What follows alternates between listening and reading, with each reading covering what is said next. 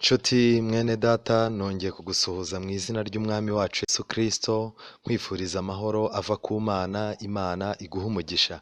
Njyewe ndi Musoni Flavien, ni muri cya cyigisho turimo kwiga mu gitabo cy'Abaheburayo, igice cya 11 nicyo dufite uyu munsi, kandi ndagira ngo muri iki cyigisho usabe Imana kugira ngo iganirize umutima wanjye n'uwawe, kugira ngo ibi byigisho bigire aho bidukura n'aho bitugeza.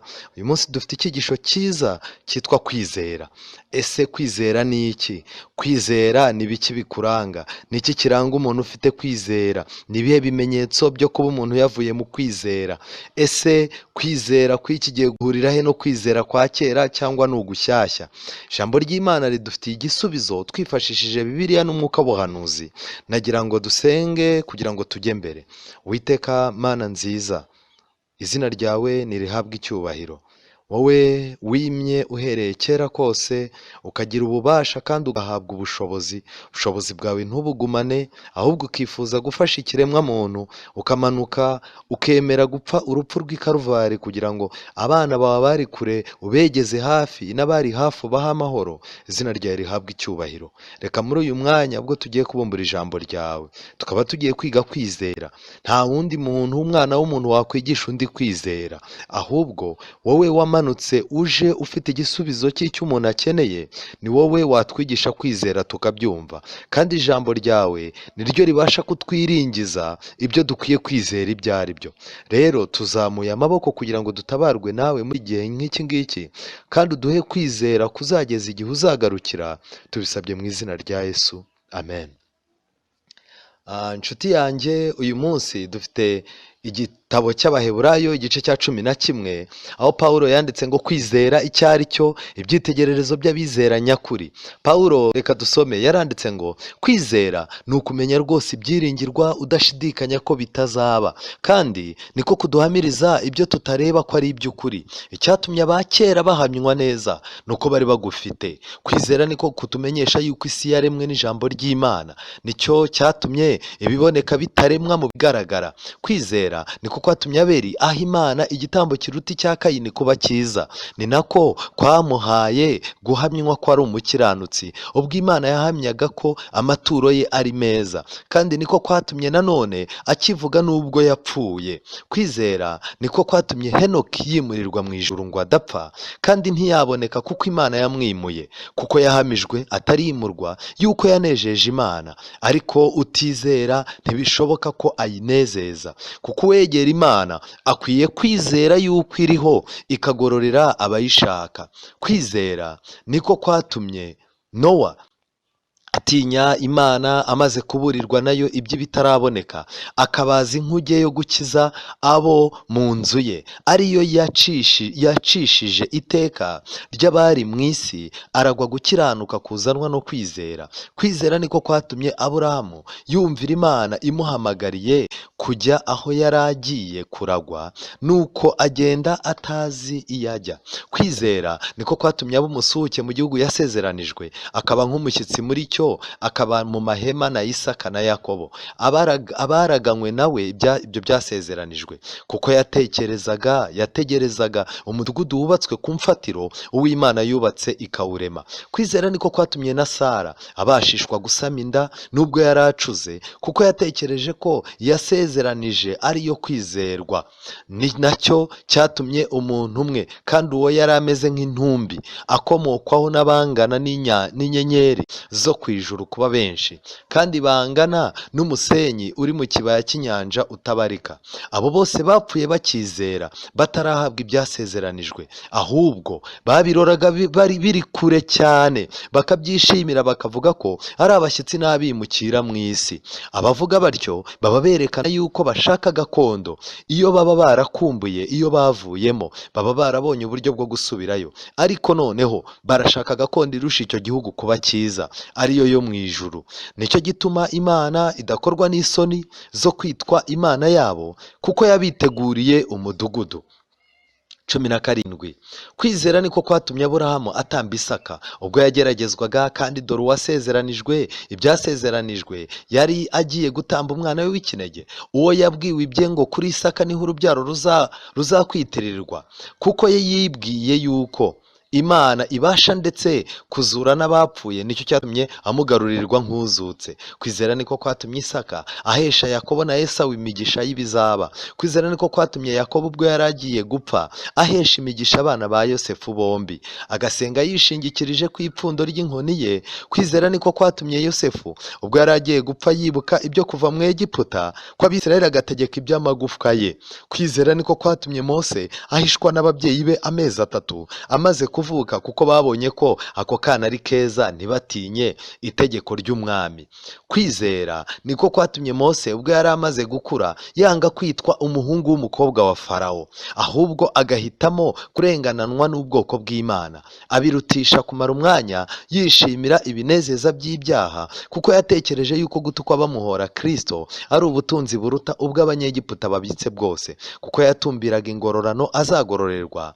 Kwizera niko kwatumye ava muri Egiputa ntatinye umujinya w'umwami, kuko yahanganye nk'ureba itaboneka. Kwizera niko kwatumye arema Pasika no kuminjagira amaraso, kugira ngo urimbura abana b'imfura atabakoraho.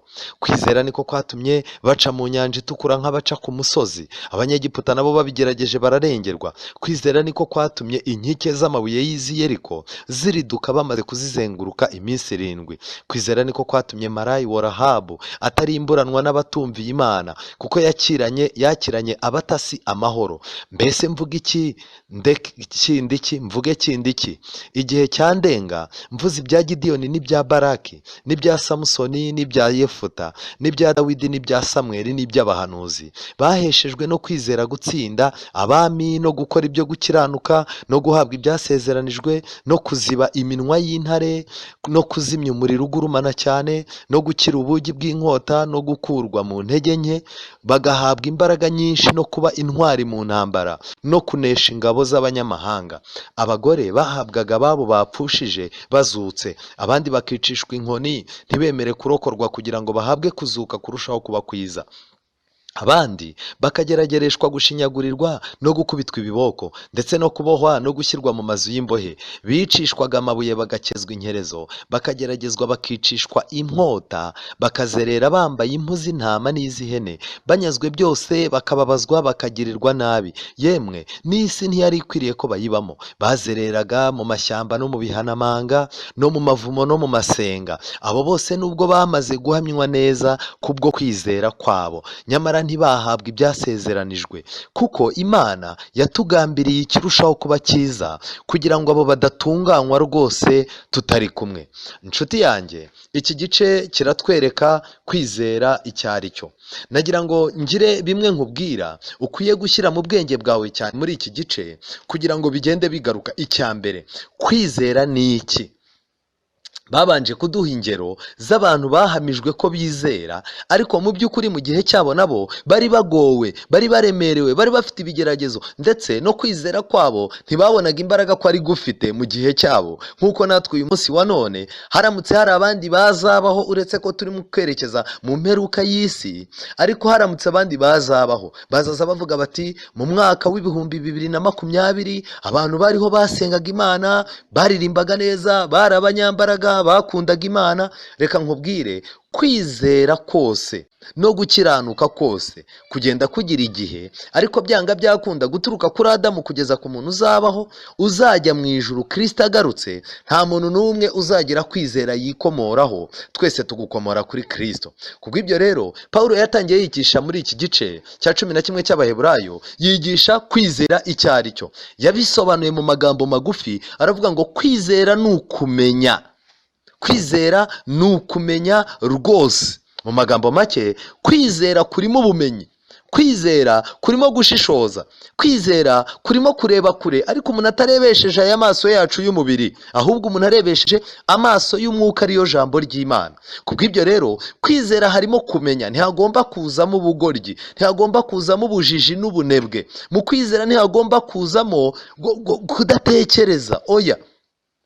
Pawulo niwe wasobanuye mu rwandiko rwa mbere rw'Abakorinto igice cya 13 umurongo wa 12 aravuga ngo uwo munsi nzamenya rwose nk'uko namenywe rwose. Uko Imana yatumenye niko yifuza ko tuyimenya. Rero byaba ari akaga umuntu aramutse akubwira ko yizera ariko akizera ibintu bibonetse byose, ibintu byose asomye mu bitabo bibonetse akizera, ibintu byose abwiwe n'umuntu uhagaze ku ruhimbi akizera, ibintu byose abwiwe n'umuntu witwa ngo ni umukozi w'Imana akizera. Oya, reka mbaho urugero rworoshye. Muri no minsi ibiri mwumvise inkuru z'abantu zirimo gucicikana kuri WhatsApp z'ubupfumu bwo mu rwego rwo hejuru bwamaze kwitwa ngo ni umuti Imana yatanze, aho abantu ngo bagiye guhiga muri Bibiliya ngo bakarebamo umusatsi, noneho ngo wa musatsi ngo ukawufata ngo ukawushyira mu mazi ngo famiye yose ikawunywa, ngo umuntu uzanywa uwo musatsi ngo azarokoka coronavirus. Ibi ni ubupfumu, ni ubugoryi, ni ubujiji. Ariko mu by'ukuri icyo barimo kugeragerezwaho ni iki? Kubera yuko abantu bamenyereye kwizera ibibonetse byose, bakizera ibyo babwiwe byose, n'ubu hari abatangiye kubikora. Ariko kwizera tugiye kubona yuko uburyo Imana yasabye abakera kuyizera niko n'uyu munsi wa none idusaba kwizera. Dufite indirimbo nziza ivuga ngo icyama umuriro wajyaga urabagiranira mu bera abakera. Kwizera gushyashya abantu bafite uyu munsi wa none ukwinshi ntigukomoka mu ijambo ry'Imana. Pawulo yakomeje avuga yuko abakera impamvu bahamijwe neza nuko bari bafite kwizera. Kubera iki? Nabo bari abanyabibazo nkatwe. Aburahamu yaryamanye n'umukozi we wo mu rugo, nureba Yakobo bari abantu b'abanyabibazo b'abariganya nk'uko natwe tubayeho. Nureba abantu benshi ba Mose yari umwicanyi, Mose yari umuntu w'umurakare. Nugenda ukareba Baroni bari banyamurya nino bemerera abo bayoboye gukora ibyo bashatse. Nureba ugasanga ba Samusoni bari abantu b'abanyantege nk'imbere y'abagore. Nukomeza ukareba ba Gidiyoni bari abantu babwiwe ko ari ibinyendaro nabo bakabyiyakiramo. Ariko nagira ngo nkubwire, aba bantu bose bari abanyantege nke nkatwe. Ariko Bibiliya ivuga ngo iki? Kuki bahamijwe neza? Sara wabwiye umugabo we ati isezerano ry'Imana rirarambiranye ntago risohora, none reka Imana tuyifashe, yaduhaye ubwenge. Agasaba umugabo we kuryamana n'umukozi wo mu rugo, umudamu ucika intege. Ariko ahangaha yagaruwe mu byitegererezo byo kwizera. Kubera iki abakera bahamijwe neza? Nuko nubwo bari abanyantege nkeya, mu by'ukuri barwanaga mu ntege nke zabo, ariko bafite kwizera yuko Imana ifite imbaraga. Inshuti yanjye, Pawulo yakomeje asobanura yuko kwizera ariko kutumenyesha ko Imana ariyo yaremye. Uyu munsi abantu batangiye kwerekera mu nyigisho zitabereka yuko Imana ariyo yaremye, ndetse igitabo cy'Itangiriro n'igitabo cy'Ibyahishuwe biri mu bitabo bigeramiwe cyane bigiye gukurwa mu bitekerezo by'abantu. Ariko niyo mpamvu umuntu aricara akakubwira ati ni gute Imana yaremye, yavugaga bikaba, yategeka bigakomera. Ibyo bintu bibaho, ushyira muri logique nawe wumva. Ariko twebwe ibyo twizera, ibyo twabwiwe n'ijambo ry'Imana nibyo twizera. Ububasha bw'Imana bwatumye ivuga biraba, itegetse birakomera. Ariko ibyo ngibyo kubibwira umuntu utizera Imana ntago bishoboka. Kwizera kwatumye Abeli igihe yari agiye gutamba, kwizera niko kwatumye igitambo cya Abeli kiba cyiza kuruta icya Kayini. Mu by'ukuri Abeli ntiyagiye gusenga ngo arushanwe nk'uko abakristo b'uyu munsi wa none tujya gusenga, tujya imbere y'Imana ngo ducyurire abandi cyangwa tubacireho iteka. Ahubwo kwizera kwamujyanye gutamba kuko byari ngombwa ku muntu ushaka amakiriro ku Mana.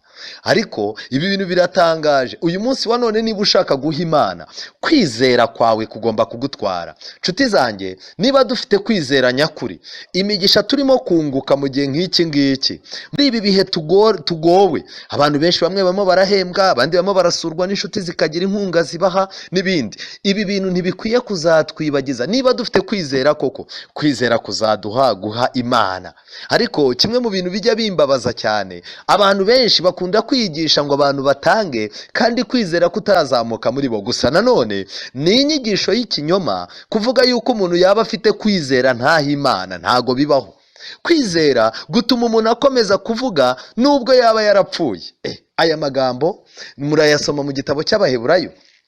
Abaheburayo muri iki gice cya 11 Pawulo yabivuze biratangaje cyane. Ku murongo wa 4 Pawulo yaravuze ngo kandi niko kwatumye nanone akivuga nubwo yapfuye. Uwo ninde? Ni Abeli. Kwizera gutuma umuntu w'Imana avuga ijambo rifite gahunda. umuntu w'Imana avuga ijambo ritari amasigara cyicaro. Kwizera iyo kuri mu muntu kumuha kuvuga ijambo, kandi iryo jambo riba rizamara igihe. Yewe niyo bamushyinguye abantu baricara bakavuga bati nyamara kanaka ibi bintu yarabivuze. Umuntu w'Imana rero kwizera kumuha gukomeza kuvuga. Nshuti yanjye, kwizera kwateye Henoki kwimurirwa mu ijuru. Yanejeje Imana atarimurwa. Ntabwo Imana ishobora kwimura umuntu utayinezeza. Kubw'ibyo rero dukwiye gusaba Imana ikaduha imico iyinezeza kugira ngo tuzimurwe nka Henoki. Ariko nshuti yanjye, dukeneye no kwimurwa mu mitekerereze ipfuye, tukazamurwa mu bitekerezo, tukaba abantu bareba kure bafashijwe n'ijambo ry'Imana.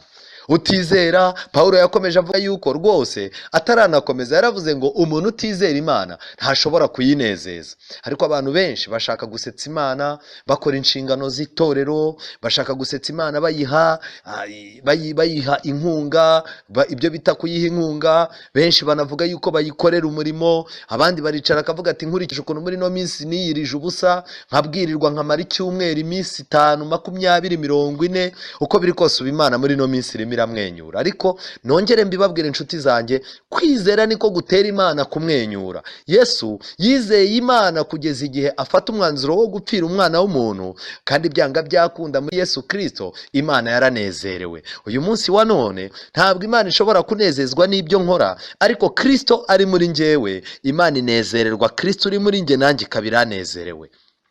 Kwizera kwateye Nowa gutinya Imana. Uyu munsi abantu benshi muraganira akakubwira ati nta bwoba nkigira, inyama y'ubwoba bayinkuyeho, ntunkange. Ariko umuntu w'Imana, ibyanditswe byera, umuntu ufite kwizera, gutinya abantu bivaho, ariko agatinya Imana. Kwizera kwateye Nowa gutinya Imana, kwabashije Nowa gukiza inzu ye. Si nka Loti yarigishije abwira abantu, ariko barananirana kugeza ubwo Loti kuva muri Sodomu n'abamarayika bamufashe akaboko.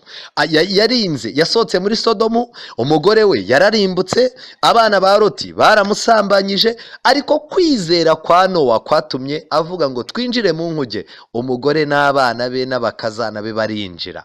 Kwizera kwatumye Nowa arokora umuryango we. Reka mbabwire yuko kwizera uyu munsi gufite ububasha bwo kuzatuma turokora imiryango yacu. Kwizera kwabashishije Nowa gukiza inzu ye, turagukeneye. Kwizera kwahagurukije Aburahamu ava muri Uri y'Abakarudaya muri Iraki, agenda atazi yajya. Kwizera kandi kwatumye Aburahamu aba umusuhuke n'umushyitsi mu gihugu cy'isezerano yasezeraniwe. Ariko wakwibaza kubera iki? Kwizera iyo umuntu yamaze kubaka inzu, iyo kwizera umuntu yamaze kubona ikibanza yubatse hano mu isi amerewe neza, iyo afite kwizera nyakuri ntago kumwereka ko iwaba ari aho ngaho, kumwereka yuko hari undi mudugudu wubatse ku mfatira Imana yashinze. Iwacu atari inaha, turi abagenzi n'abimukira n'abasuhuke. Ariko uyu munsi wa none umuntu arimo aragura akamodoka, umuntu arimo aragura inzu, umuntu arimo aragura ikibanza, umuntu arimo arashyikira agafaranga, Satani akamwongorera yuko ageze iwabo. Kwizera kukwiye kutwibutsa yuko turi abashyitsi n'abasuhuke. Niba kwizera kwawe kutajya kukwibutsa yuko uri umusuhuke mu isi, uri umushyitsi, igihe kizagera iyi nganda igasenywa ukimuka ugataha, kwaba ari ukwizera gufite ikibazo. Kuko yategerezaga umudugudu. Mu magambo make, uyu Aburahamu Pawulo yasobanuye ko yari utegereje.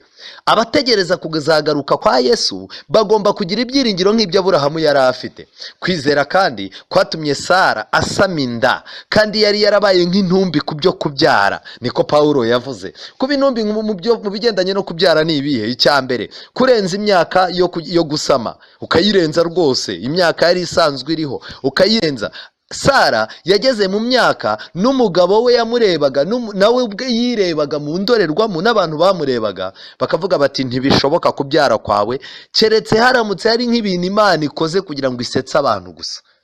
Ushobora kuba nawe warabaye nka Sara, hari ikintu cyananiranye abantu bakubwira ko kitazapfa gicemutse, ndetse bakureba bakabona kuri icyo kintu wamaze kuba intumbi. Ariko najya nkubwire ngo kwizera gushobora kurema umubiri w'umuntu utabyara akabyara. Nshuti yanjye, Bibiliya yakomeje ivuga ngo bapfuye bakizera, babirebaga kure bakavuga ko ari abashyitsi n'abimukira. Ibintu by'Imana nabo babirebaga kure, ariko bakibuka yuko ari abashyitsi n'abimukira. Abameze batyo rero bafite iyo mitekerereze, bafite iyo logike, baba berekana ko bashaka gakondo. nshuti yanjye ujya ugaragaza ko ufite gakondo cyangwa wageze iwanyu. Umugabo umwe, ni igitekerezo mwese mwigeze kumva, yavuye mu murimo hano muri Afurika w'ivugabutumwa, ageze iwabo yari yaraje muri Afurika azanye umugore, ariko igihe cyarageze umugore we arapfa, apfusha n'umwana, abandi arabambutsa abasubiza iwabo. Igihe yarageze ku kibuga cy'indege, indege yari irimo umunyapolitike ukomeye wari utashye.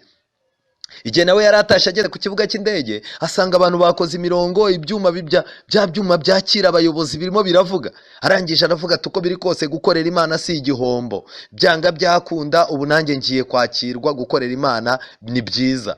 Agiye kubona abona baraje, bakuyemo wa muntu muri ya ndege, wa mutegetsi wari urimo, bamaze kumukuramo. Agiye kubona abona abantu bose bari baraho bararangiye, abura n'umutwaza isakoshi.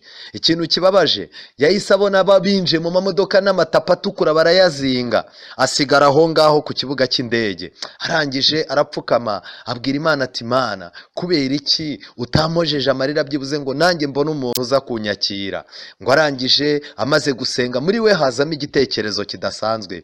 Yumva ijwi rimubwira mu bitekerezo bye ngo abangaba bo bageze iwabo, ariko wowe nturagera iwanyu. Nshuti yanjye, ntabwo turagera iwacu. Reka mbabwire yuko vuba bidatinze indirimbo ivuga ngo twabuze gakondo tuyirimo turi abasuhuke, tugiye kuzayiririmba ibice byose, kuko ubu turayiririmba ariko ntitubyumva. Nshuti yanjye, nagira ngo twihute. Muri iki gitabo cy'Abaheburayo batanze n'ibindi byitegererezo by'abizera nyakuri. Bavuze Aburahamu bavuga yuko yatambye Isaka ari we mwana we w'ikinege wenyine, kandi kwizera niko kwamubwiye ko Imana ibasha kuzura. Kwizera kumaze kumwumvisha yuko natanga umwana we Imana ifite ububasha bwo kuzura. Byagaragaye neza, mwibuke neza ko igitambo cya Isaka gishushanya igitambo cya Yesu i Karuvari. Kubw'ibyo kwemera gutanga umwana we afite kwizera yuko azongera kumubona, uko kwizera kwasaga no kwizera Imana muri yo yari ifite icyizere yuko umwana wayo napfa ku munsi wa gatatu azagira gute? Azazuka. Nshuti yanjye, Bibiliya itubwira yuko kwizera ariko kwatumye Isaka ahesha imigisha y'ibizaba abana be babiri. Umwe yitwaga Yakobo, yahawe umugisha w'ubutware bw'ibyamwuka, undi yitwaga Esawu, yahawe umugisha wo kurwanira ubwigenge bwe n'umudendezo we. Uyu munsi Bibiliya iratubwira ngo twebwe ntituri abacu ngo twigenge, ntago turi bene Esawu, ariko abo kwa Yakobo, abakomoka kwa Yakobo bafite ubutware mu by'umwuka. Bibiliya iratubwira ngo ntimuri abanyu ngo mwigenge. Ibi muzabisoma mu Itangiriro 27, uburyo abo bana bahawe imigisha ibiri itandukanye. Yakobo nawe Bibiliya itubwira yamufashe icyigisho gikomeye. Yakobo yahesheje umugisha abana ba Yosefu yenda gupfa. Kwizera gutuma umuntu nubwo yaba ari mu minsi ye ya nyuma ntawe yuka umunabi, ntawe yuka umujinya, amagambo yakomeza kuba yo guhesha abandi umugisha. Kwizera kwatumye Yosefu yibuka yenda gupfa, yibuka neza, arangije ategeka iby'amagufa ye. Kwizera gutera umuntu kwibuka. Mu mategeko y'Imana 10 harimo itegeko rivuga ngo wibuke kweza umunsi w'isabato. Nshuti yanjye, ntushobora kweza umunsi w'isabato utabanje kwibuka. Nshuti yanjye, nongere mbikubwire, ntushobora kwibuka umunsi w'isabato udafite kwizera. Kwizera, Abaheburayo ahangaha basobanuye ko kwizera gutera umuntu w'Imana kwibuka. Murabyibuka, muze gusoma kuva igice cya 13 umurongo wa 19. Mu gitabo cy'Abaheburayo kandi bakomeje batubwira ibigendanye no kwizera. Barakomeje batanga urugero kuri Mose. Kwizera niko kwatumye Mose yanga kwitwa umwuzukuru wa Farawo, umuhungu w'umukobwa wa Farawo, kandi aribyo byari birimo inyungu. Mu magambo make, kwizera gushobora kutakugeza ku nyungu z'iby'isi bitewe n'icyo Imana irimo kugutegura kuzavamo. Kwizera kandi kwateye Mose guhitamo kurengananwa n'ubwoko bw'Imana. Mu magambo make, kwizera niko gutera umuntu guhitamo. Abantu benshi iyo bagiye guhitamo itorero bazasengeramo, baragenda bakahahagarara, bakareba umubare w'imodoka zihaparitse, bakareba abanyamashuri n'abantu b'ibikomerezwa bahinjiye, barangiza bakareba uburyo gahunda y'iryo dini ryoshye n'inyungu bazakuramo, bakaza. Ariko kwizera niko gukwiye kuguhitiramo itorero ugomba gusengeramo. Kwizera kwatumye Mose ahitamo kurengananwa n'ubwoko bw'ubwoko bw'Imana kuko yatumbiraga. Kwizera gufite ububasha bwo gutera umuntu kumuhumura, agira viziyo. Umuntu w'Imana ntabwo aba ari injiji, areba kure. Ntabwo iyo akora yumva ko azahora akora, ntabwo abonye amafaranga yumva ko amafaranga azahora aza. Bibiliya iravuga ngo hari igihe cyo kubaka n'igihe cyo gusenya, hari igihe cyo kurira n'igihe cyo guseka. Kubw'ibyo rero kwizera umuntu w'Imana kuramuhumura, kukamuha gutumbira. Nshuti yanjye, nagira ngo nkubwire ngo kwizera gutera umuntu w'Imana kureba televiziyo. Ibyo abandi barimo kureba ntabwo ari byo areba. Ibyo abandi barimo gutunga urutoki bigezweho, waba afite ibindi bintu bitandukanye n'ibyo. Kandi kwizera kwatumye Mose ava muri Egiputa. Nshuti yanjye, nagira ngo nkubwire ikindi kintu kidasanzwe. Umurongo wa 23 w'Abaheburayo uravuga ngo kwizera niko kwatumye Mose ahishwa n'ababyeyi be amezi 3 amaze kuvuka, kuko babonye ako kana ko ari keza ntibatinye itegeko ry'umwami. Amen. Kwizera gutera umuntu gukunda umwana. Reka mbabwire, abantu muzabona batagira impuhwe, batagirira abana impuhwe, murabona aba bantu barimo gukuramo amada, aba bakobwa biharaje gukuramo amada, aba bantu batagirira ikiremwa muntu impuhwe n'abana, no kubera ko nta kwizera. Kwizera nyakuri gutera umuntu kubona ko akana ari keza. Nshuti yanjye, iki ni igihe gikomeye kugira ngo kukwizera kube muri twebwe. Ese dukunda abana? Ese abana ntitubasunika? Ese no mu nsengero tubaha umwanya? Ese mu mibereho yacu mu ngo turabareka bakidagadura? Aba bana, kwizera nyakuri kugomba gutuma udahinda abana bawe, utaba igisimba mu rugo, ahubwo kwizera kugomba kukwereka yuko abana ari beza. Nshuti yanjye, dukomeza, kwizera kandi gufite ububasha. Pawulo yakomeje yandika yuko inkike z'i Yeriko, ndetse avuga no ku bya Rahabu. Inkike z'i Yeriko zaridutse bazengurutse 7, basabwaga kuzenguruka batagiye kureba yuko inkike yiyashije. Oya, bari bafite gahunda yo kugenda abatambyi bari imbere. Uyu munsi wa none dufite Babuloni iri imbere yacu. Nshuti yanjye, Babuloni ntizagwa tutayizengurutse. Turasabwa kubwiriza ubutumwa no kuririmba, turasabwa gusenga, dusengera abantu bacu bayirimo, ariko tukazenguruka. Imbere yacu hari isanduku y'isezerano, imbere yacu hagomba kuba hari abatambyi, kandi nta magambo yandi agomba kuvugwa mu gihe turimo kuzenguruka inkike z'i Yeriko. Kwizera gucecekesha abantu, kukabaha kuririmba gusa ububasha bw'Imana. Rahabu nawe yarokotse kubwo kwizera, kandi nagira ngo nkubwire, uretse Rahabu kwizera kweretse yuko umudugudu ugiye gufatwa. Kwizera kwibukije ba batasi mu gihe bari barimo kuza kurwana. Kwizera kwabibukije uwabagiriye neza. Nshuti yanjye, mu bihe by'imidugararo kwizera kutwereka kurokoka, kandi mu gihe turokotse kwizera kutwibutsa amasezerano twasezeraniye Imana mu bihe bigoye. Kwizera kwagaragaje nanone impande ebyiri. Pawulo yakomeje agaragaza izindi impande ebyiri zibaho mu kwizera. Uruhande rwa mbere, iyo kwizera kugeze mu ntambara, haboneka ibice bibiri. Haboneka uruhande rw'ibyiza bigaragaza ko mu ijuru hari Imana, hakaboneka n'urundi ruhande rugaragaza yuko Imana ishobora gushima yuko icyo abantu babona yuko kitari cyiza, Imana ishobora kwemera ko kiba bitewe n'umugambi wayo. Niyo mpamvu Pawulo yagaragaje itsinda rya mbere ryo kunesha. Kwizera kukagaragarira abantu yuko gufite imbaraga, ariko nanone Pawulo agaragaza urundi ruhande rugaragaza ko kwizera gushobora kunesha, ariko abakuzengurutse bo bakabona waneshejwe. Urugero rworoshye mbere yuko twinjira mu Baheburayo, igihe Yesu yari ari i Karuvari, abantu babirebaga, abigishwa ba Yesu, abantu bari bahuruye n'abantu bamurebaga, barebaga uburyo Yesu yari ari ku musaraba, ahindukira atakazamura umwuka byanze avirirana. Barangije bahita bavuga bati kabisa uyu mugabo ahuye n'ibibazo bitoroshye. Abigishwa be babonye ko Kristo atsinzwe pe. Ariko nagira ngo mbabwire, mu ijuru impundu nubwo hari agahinda, ariko icyo Kristo yari arimo gukora cyagendaga neza, ku buryo nyuma y'uko Yesu azutse impundu zaravuze mu ijuru. Rero tugiye kureba uruhande rwa mbere rwo kwizera. Ndagira mbabwire ngo uru ruhande rwa mbere rwo kwizera nirwo ruhande amadini menshi yabaniyemo, yirengagiza urundi ruhande rwa kabiri rwo kwizera. Bibiliya iratangaje, ntabwo twahawe kwizera Kristo gusa, twahawe no kubabazwa kubwe. Kandi ndagira ngo mbabwire yuko mu gitabo cya 2 cya Timoteyo igice cya 3 harimo amagambo akomeye. Umurongo wa 12 Pawulo yaranditse ngo n'ubundi abubaha Imana bari muri Kristo Yesu byanga byakunda n'ubundi bazarengana. Abantu rero barashaka kwinjira mu kwizera kutazabahingutsa mu karengane. ariko reka tubanze turebe Pawulo yavuze ngo iki. Yavuze yuko bamwe bahawe imbaraga zo gutsinda abami, gukora ibyo gukiranuka, kuziba iminwa y'intare ntizibarye, kuzimya umuriro ugurumana, gukira ubugi bw'inkota, gukurwa mu ntege nke, guhabwa imbaraga nyinshi, kuba intwari mu ntambara, kunesha abanyamahanga no kuzurirwa abawe. Uru ni uruhande rwiza rwo kwizera. Abantu bose batekereza yuko ikiranga yuko ari abizera nuko ibintu byiza byose basabye Imana bagomba kubibona, ariko birengagije isengesho Yesu yavuze ngo ahubwo tujye dusaba ngo ubushake bw'Imana abe ari bwo bugira gute, abe ari bwo busohora. Urundi ruhande rwa kabiri Pawulo yagaragaje rw'abari abizera. Urwo rwari uruhande rwa mbere, abazimya umuriro, abafata intare, abakurwa mu ntege nke bakambikwa imbaraga. Najya mbabwire ngo ibi bintu natwe Imana irabidukorera ikoresha abamarayika bayo, nuko tutabizi. Uruhande rwa kabiri rero, amadini yahisha abantu ariko rukeneye kwigishwa. Kuba umuntu yizera ntago bimubuza gupfa, kuba umuntu yizera ntago byamubuza gushinyagurirwa, ntago byamubuza guhura n'ibigeragezo.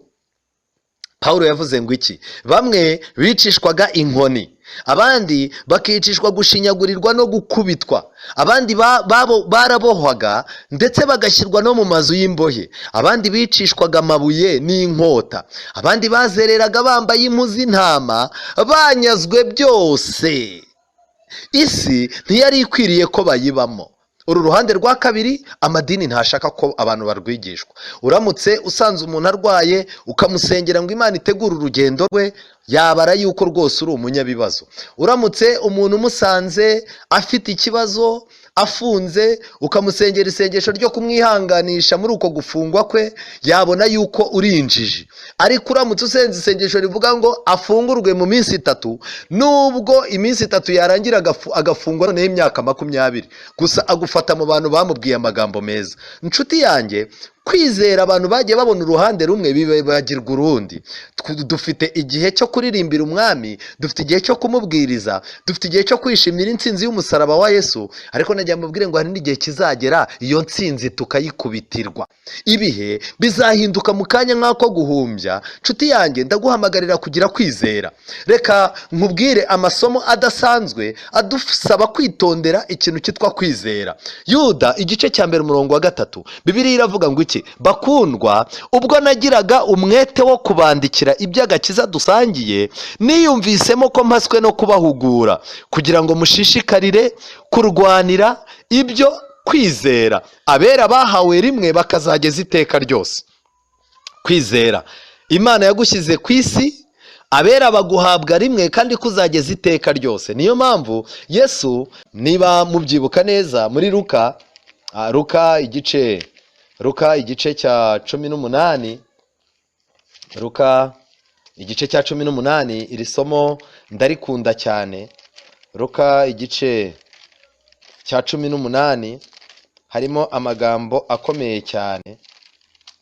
Luka igice cya 18 umurongo wa 8, Bibiliya iravuga ngo iki? Haranditse ngo ndababwira yuko izazirengera vuba, ariko umwana w'umuntu naza, mbese azasanga kwizera kukiri mu isi? Iki nicyo kibazo cyonyine Yesu yasubiranye. Kubw'ibyo rero Imana kwizera yahaye Adamu, kwizera kwakomeje ikaguha bariya abantu bose, ni nako kwizera Yesu nagaruka agomba kuzasanga. Ariko nagira mbabwire, uyu munsi wa none muraganira n'umuntu akakubwira ati ngewe mfite kwizera kwabonetse mu cya 800, undi akakubwira ati ngewe mfite kwizera gukomoka i Karuvari gusa, ibyababura hamwe abayona nabande ntubimbwire.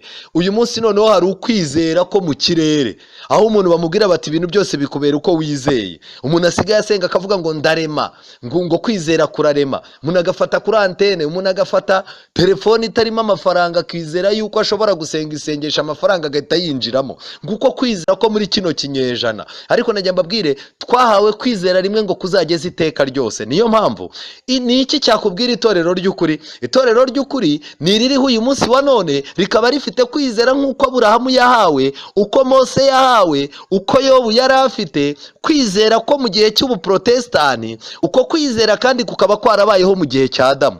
Niba itorero usenga rikazamo rifite ibi bintu, rikaba rigifite amategeko y'Imana, kwizera kwa Yesu, abantu b'Imana bakaba bigishwa yuko bagomba kumenya umwami Yesu ndetse bakanamurenganyirizwa, ubuhanuzi bukabereka yuko vuba bidatinze bagiye guhorwa izina rya Yesu Kristo. Iryo torero rishobora kuba ryaba iry'ukuri. Nshuti yanjye, nagira ngo dusome Abaroma 10:17. Dore kwizera guheshwa no kumva kukazanwa n'ijambo rya Kristo. Ibi bishatse gusobanura iki? Ntabwo kwizera guturuka mu kirere gusa, ahubwo Pawulo yasobanuye hano muri iki gitabo cy'Abaroma, yandikiye Abaroma bereka yuko kwizera ntabwo kugomba kuva mu kirere. Dore kwizera guheshwa no kumva. Mu magambo make, mbere yuko umuntu yizera agomba kubanza kumva, ariko Pawulo yarakomeje ngo no kumva kukazanwa n'ijambo rya Kristo. Abantu benshi bumva ibintu ariko kubyumva icyo bisobanura ntibabibashe. Kuko ibyo rero habanza kumva ijambo ry'Imana, iryo jambo ry'Imana wamara kuryumva ukumva icyo risobanura, wamara kumva icyo risobanura ukabona kwizera. None imisengere y'uyu munsi wa none, amadini y'uyu munsi wa none, umuntu arimo aricara akakubwira ijambo ridava no muri Bibiliya akakubwira turizeye, uti ndizeye. Oya, umuntu udafite kwizera gukomoka mu ijambo ry'Imana afite akaga. Urwandiko rwa mbere rw'Abakorinto igice cya 2:5, Pawulo yanditse ngo iki? Kugira ngo kwizera kwanyu kudahagararira ku bwenge bw'abantu, ahubwo mu mbaraga z'Imana. Kwizera kwacu ntikugomba guhagarara mu bwenge bw'abantu. Umubwiriza uguhagaze imbere yaba ari umuntu uzi kuvuga, yaba ari umuntu wize amashuri menshi na kaminuza, yaba ari umuntu ufite mu kanwa haryoshye, ugahita wizera ibyo avuze. Hoya, kwizera kwacu kugomba kuba guhagaze mu mbaraga z'Imana. Ikindi kandi, Yakobo igice cya 2:15, ushobora kuvuga ngo ufite kwizera, ariko kwizera kurimo amoko menshi. Hari no kwizera kumeze nk'uko abadayimoni, n'abadayimoni nabo bagira kwizera. Kwizera kwanjye kugomba kuba gutandukanye n'uko abadayimoni. Kubera iki? Yakobo 2:17, uku niko no kwizera iyo kudafite imirimo, ahubwo kuri konyine kuba gupfuye. Ibyo birumvikana pe, kwizera kudafite imirimo kuba gupfuye. Iri ni ihame ridakeneye gusobanurwa kundi. 18, ahari umuntu yazavuga ati wewe ufite kwizera, njyeweho mfite imirimo. Nyereka kwizera kwawe kutagira imirimo, nanjye ndakwereka kwizera kwanjye kugaragazwa n'imirimo yanjye. Wizera yuko Imana ari imwe rukumbi, ibyo ni byiza, ariko abadayimoni nabo barabyizera bagahinda umushyitsi. Mbega amagambo akomeye. Abadayimoni nabo bizera ko Imana ari imwe rukumbi. Abadayimoni bizera ko ubuhanuzi turi mu minsi y'imperuka. Yewe na Satani azi gutandukanya isabato n'icyumweru. Satani azi inyigisho Imana yashyizeho n'izashyizweho n'abantu. Satani azi gutandukanya itorero ry'ukuri n'amadini y'ibinyoma yagiye ashyiraho. Yewe nagiye mbabwire ngo Satani azi yuko Yesu agiye kugaruka. Satani azi yuko imperuka igiye kuba, abana b'Imana ko bagiye kurenganywa. Nshuti yanjye, wakagombye kuba ufite izindi mpamvu zo kwizera ziri hejuru y'izo ngizo, kuko n'abadayimoni nabo barabyizera ndetse bo bakongeraho no guhinda umushyitsi. Ibintu tuba turi mu nsengero dupinga tubona ari ibintu biciriritse, abadayimoni bo babihindiramo n'umushyitsi. Ariko nubwo bahinda umushyitsi, kwizera ntako bafite, bizera ibintu byo mu kirere gusa. Nshuti yanjye, mu gitabo cya 2 cy'Abatesalonike, urwandiko rwa 2 rw'Abatesalonike igice cya 3:1, Pawulo yaranditse ngo ibisigaye bene data mudusabire kugira ngo ijambo ry'umwami wacu ryamamare vuba rishimishwe nk'uko biri muri mwe, kandi ngo dukire abantu babi b'ibigoryi, kuko kwizera kudafitwe na bose. Nshuti yanjye, kwizera muri no minsi ntabwo gufitwe n'abantu bose kubera ko ubugoryi bwabaye bwinshi. Nshuti yanjye rero, iri ni ikosa kwicara umuntu warangiza ukavuga ngo abantu bose nabizera, warangiza ukicara ukavuga ngo umuntu wese ngo yizere ibyo yizera, ngo ikigenzi nuko tuzahurira mu ijuru. Oya, mu ijuru ntabwo ari i Roma niho bavuga ngo inzira zose zizahurira. Nshuti yanjye, nagira ngo ngo kwizera kumwe, hariho kwizera kumwe, umwami umwe n'umubatizo umwe, ni icyiringiro kimwe. Ayo magambo araboneka muri Bibiliya. Nagira ngo mbwire nshuti yanjye mu gitabo cy'Abefeso igice cya 4:4 n'uwa5. Kubw'ibyo rero hariho kwizera kumwe, umubatizo umwe n'umwami umwe, hariho icyiringiro kimwe, hariho no kwizera kumwe. Kubwira abantu bose ngo bafite kwizera ni systeme irimo gukorwa mu isi mu minsi y'imperuka. Vuba bidatinze amadini bagiye kuyahuriza mu idini rimwe, ibitabo byose bigiye kwerekeza hamwe, kandi bagiye gushaka Imana imwe bahurizaho imisengere yose. Kubw'ibyo rero nta muntu uzongera kwemererwa kubwira undi ngo ntafite kwizera. Ibyo isi izaba yashyizeho byo kwizerwa nibyo abantu bose bazerekezaho. Ibi bintu biratangaje. Reka twinjirire mu buhanuzi turebe mu gitabo cy'intambara ikomeye paje 374. Nubwo Imana yatanze ibihamya bikomeye byo kwizerwa, ibihamya byo kwizerwa, ntabwo izigera ikuraho inzitwazo zo kutizera. Abashaka impambo zo kumanikaho kutizera kwabo bazazibona. Abantu bashaka impamvu zibabuza kuba abantu b'Imana bamaramaje. Umuntu uvuga ati ngewe kwinjira mu bintu by'isabato byarananiye kubera ibi n'ibi. Umuntu uvuga ngo ngewe kuba umurokore byarananiye kubera ibi n'ibi. Umuntu uvuga ngo gusoma Bibiliya byarananiye kubera inshingano izi n'izi. Izo mpambo, abashaka impambo zo kumanikaho kutizera kwabo bazazibona. Kandi abanga kwemera no kumvira ijambo ry'Imana bategereje ko inzitizi zose zikurwa mu nzira, kandi nta gihe cyo gushidikanya kizaba kikiriho, ntabwo bazigera baza mu mucyo. Abantu bategereje ko ibihe bizaba byiza, bategereje ko bazaba abantu b'Imana bagakorera Imana bakayiyoboka, ari uko amafaranga runaka yatuma bakora akazi neza bayabonye, ari uko umwanya runaka bazaba bawugezemo, ari uko amashuri runaka, urwego runaka rw'amashuri barugezeho. Abantu bakavuga bati nzaba umuntu w'Imana ibi n'ibi nibimara gukemuka. Ntibizapfa bikemutse, ahubwo ibintu birimo birarushaho kuba bibi. Nshuti yanjye, itoze kubana n'Imana muri ibi bihe turimo bigoye, kuko bizagufasha mu bihe biri imbere. Kutiringira Imana ni imbuto yera ku mutima utarabyarwa ubwa kabiri, ari wo mwanzi w'Imana. Ariko kwizera ni imbuto ya Mwuka Muziranenge, kandi izakurira gusa aho Mwuka yahawe umwanya. Nta muntu wagira kwizera gushikamye atiyemeje gushyiraho umwete. Kutizera nako kugira imbaraga iyo gutijwe umurindi. Kandi niba abantu batagumye mu bihamya Imana yabahaye kugira ngo bikomeze kwizera kwabo, bakihitiramo gushidikanya no kujya impaka, bazasanga gushidikanya kwabo kubaye ukuri. Mbega amagambo! Abantu bakeneye ko gushidikanya kwabo kuzavaho kugira ngo bayoboke Imana. Hari igihe bazagera kubera ko gushidikanya bakuvomereye, basange gushidikanya kwabo kwabaye ukuri. Aya magambo ari mu ntambara ikomeye paje 374. Intambara ikomeye paje 394. Hano banditse amagambo akomeye kugeza kuri paje 395. Ni ukuri isaha y'amakuba iradutegereje. Ayo makuba agiye kuzakwira isi yose ngo agerageze abatuye isi. Abazaba badafite kwizera gushingiye ku ijambo ry'Imana bazatsindwa. Satani arakoresha imitego yose yo gukiranirwa kugira ngo yigarurire abana b'abantu, kandi imitego ye ntizacogora, ariko ashobora gutsinda gusa ari uko abantu bamwemeye. Abashishikarira kumenya ukuri bagaharanira kweza imitima yabo binyuze mu kumvira, bakora uko bashoboye kose ngo bitegure iyo ntambara, bazabonera uburinzi budashidikanywa mu Mana y'ukuri. Kuko witondeye ijambo ryo kwihangana kwanjye, nanjye nzakurinda. Iryo ni isezerano ry'Umukiza. Aya magambo arakomeye. Dukomeze mu gitabo cy'ibyaduka byo mu minsi y'imperuka paje 67. Ni akagingo ka 631. 631 akagingo ko mu byaduka byo mu minsi y'imperuka. Baranditse ngo na n'uyu munsi haracyariho kandi hazakomeza kubaho imiryango yigeze kwakirana ukuri umunezero, ariko ikazava mu kwizera bitewe no kubeshyerwa no kuvugwaho ibinyoma bazaba bumvise kubo bakundaga, kandi bari barababonyeho inama zabanyuze umutima. Aya magambo arakomeye. Hari abantu bagiye mu kwizera bahinduka abafana, bahinduka abafana b'idini, bahinduka abafana b'ababwiriza, bahinduka abafana ba gahunda runaka, bahinduka abafana ba korari. Aba bantu rero igihe kizagera ubwo imbaraga ya Satani izatangira guhimba amakuru y'ibinyoma ku itorero. Satani azatangira guhimba amakuru y'ibinyoma ku bayobozi b'itorero, ahimbe amakuru y'ibinyoma ku bavuga butumwa, ahimbe amakuru y'ibinyoma ku bantu bagendaga babwiriza ubutumwa mu ndirimbo n'abandi. Kubw'ibyo rero abantu muzatangira kumva abantu babavugaho amagambo mabi, abantu batangire kubeshyerwa bavugwaho ibintu by'ibinyoma.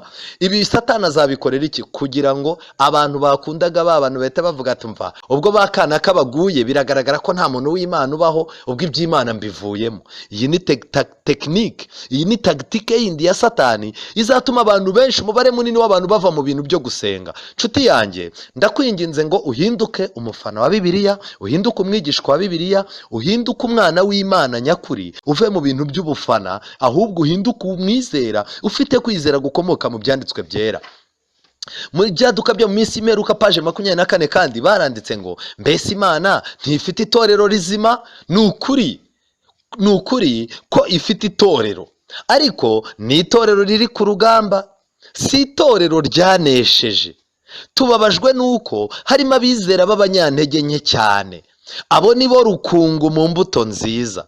Nubwo mu itorero harimo ibibi, bizagumaho kugeza ku iherezo ry'isi.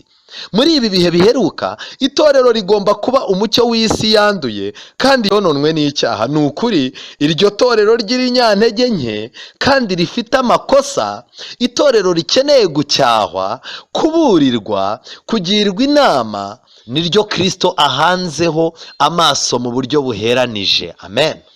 Iri torero ni irinyabibazo, ni itorero ubona rifitemo abantu mo imbere b'abanyabibazo, ariko kubera ko Kristo yariteretsemo kwizera nyakuri, Kristo niryo ahanze amaso kurusha ibindi bintu ibyo ari byo byose.